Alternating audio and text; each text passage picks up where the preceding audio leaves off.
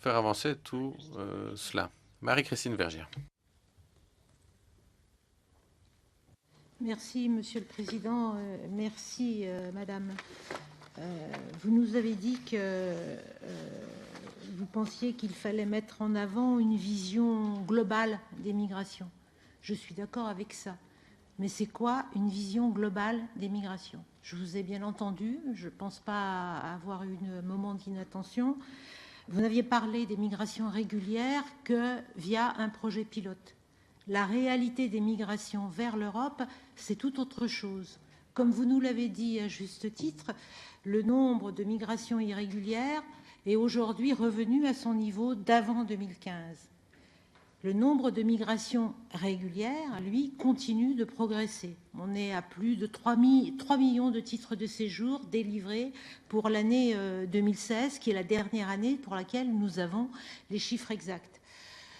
Et tant qu'on continuera de ne parler migration qu'en mettant en avant uniquement la question des migrations irrégulières, en associant les termes de contrôle aux frontières, les problèmes de sécurité, on continuera à faire en sorte que une grande partie de nos concitoyens voient derrière la question migratoire uniquement un problème. Et je crois que c'est un des cœurs des sujets, d'autant plus que ceux qui s'opposent le plus à l'intérieur du Conseil au règlement de l'ensemble des dossiers qui sont sur la table sont notamment ceux qui acceptent le plus l'entrée de migrants sur le sol européen.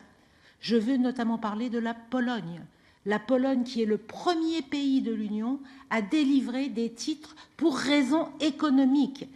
60% des titres délivrés pour des raisons économiques dans l'Union européenne le sont par la Pologne. Quand est-ce qu'on va mettre l'ensemble de ces chiffres et mettre les uns et les autres devant leurs contradictions? Je pense qu'il y a quand même quelque chose qui ne va pas à l'intérieur du système. Non, vous n'avez pas une vision globale de la question migratoire.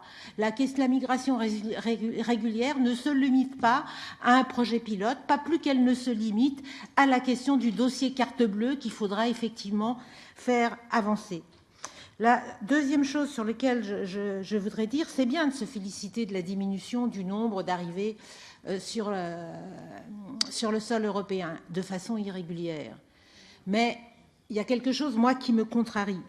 Quand je vois qu'il y a eu 113 000 arrivées en 2017, mais qu'il y a eu 2262 morts, c'est-à-dire 2% des traversées, un chiffre jamais atteint. Au pire de la crise, en 2015, ce pourcentage était de 0,35%. Ça veut dire que non seulement le continent européen continue d'être le plus mortifère du monde, mais qu'il est de plus en plus mortifère pour les personnes qui traversent la Méditerranée. Donc que va-t-on faire par rapport à ça? Ce qui est en train de se passer avec le Sea-Watch et le siège est une honte pour la Commission européenne, pour le Conseil européen, pour l'ensemble des États membres. 32 personnes plus 17 sont baladées depuis des jours et des jours en pleine mer. Ils ont passé le réveillon du jour de l'an en pleine tempête au milieu de la Méditerranée. Et des États, 10, nous avez dit, sont prêts à les accepter, mais ne sont pas capables de trouver une solution pour 40 personnes. C'est quand même hallucinant. C'est totalement hallucinant. Et puis, si l'on peut se féliciter de cette diminution du nombre de traversées, il faut quand même voir pourquoi ces traversées ont diminué. Ces traversées ont diminué parce que de plus en plus de bateaux sont rattrapés et renvoyés vers l'enfer libyen, que l'on continue à financer, des milices que l'on continue à financer, avec des gardes-côtes formés par l'Union européenne qui sont pris sur le fait de violences policières vis-à-vis des migrants qui sont récupérés en Méditerranée. Quelle réponse apportez-vous à cela?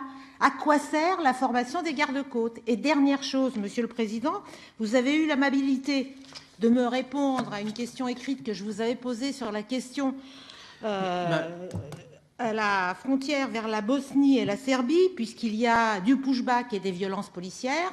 Vous m'avez dit qu'il y avait un dialogue qui était entamé avec la Croatie sur ce sujet. J'aimerais bien savoir quelle est la tenue et la portée de ce dialogue pour que ce genre de violence cesse enfin.